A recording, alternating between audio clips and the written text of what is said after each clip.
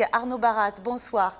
Vous êtes le créateur de ce verre magnifique, mais qui n'est pas que magnifique, il y a une fonction bien particulière, concepteur designer d'Elysium. Alors quelle est cette originalité, l'originalité de ce verre? Voilà, vous allez certainement voir des images de plus près, voilà. Bonsoir et merci de m'accueillir. Écoutez, Elysium, ça va faire maintenant 3 ans que je suis sur le projet. Et le lancement a lieu ce soir, donc je suis assez fier et j'ai un petit pincement au cœur. Elysium, c'est une idée qui m'est venue sur notre très chère Montagne Noire.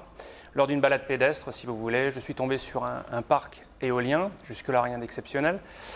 Ceci étant, le parc éolien était très très bien arboré, avec une multitude de senteurs, puisque j'ai une formation à l'école d'œnologie de Bordeaux, donc ça m'a incité quelque part à repartir sur une création verrière aussi par rapport aux senteurs.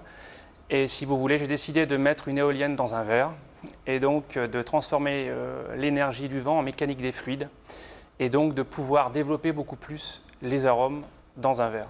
Alors justement, comment ça fonctionne? Alors donc si vous voulez, lorsque vous dégustez, je pense que vous êtes une dégustatrice. Oui. Je l'ai été, là je fais une petite pause.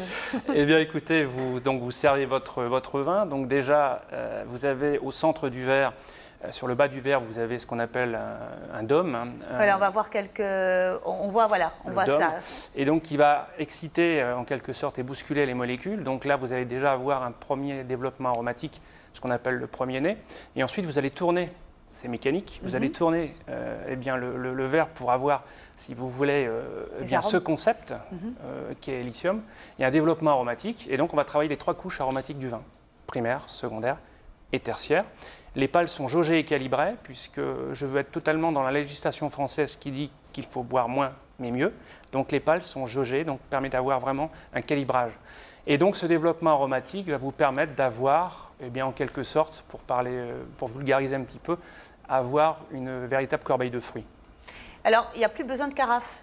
Alors, effectivement, vous le soulignez, effectivement, plus de nécessité de carafage ou de décantage, puisque vous allez avoir tout de suite une ouverture des arômes. Il a fallu 3 ans de recherche pour ce verre. Pourquoi c'est si long?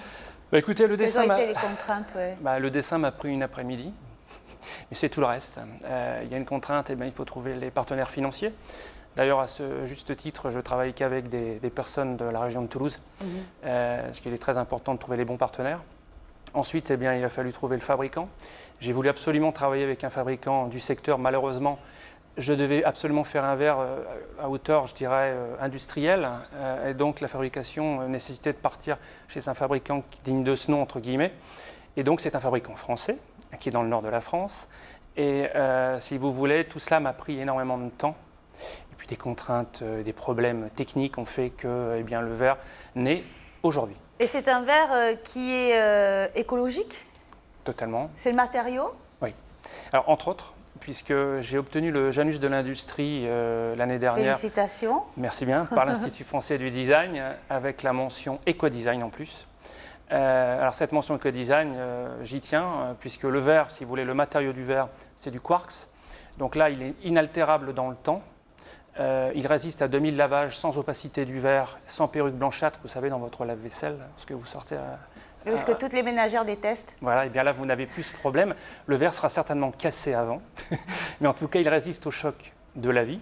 Et d'autre part, j'ai développé tout un concept éco-design, également dans tout ce qui est PLV et marketing pur, puisque tout est fait avec de l'encre végétale et également de la colle biologique. Alors on va le retrouver un peu partout dans les boutiques, ça tombe bien parce que c'est bientôt Noël, donc on va pouvoir faire des cadeaux et pouvoir déguster du bon vin.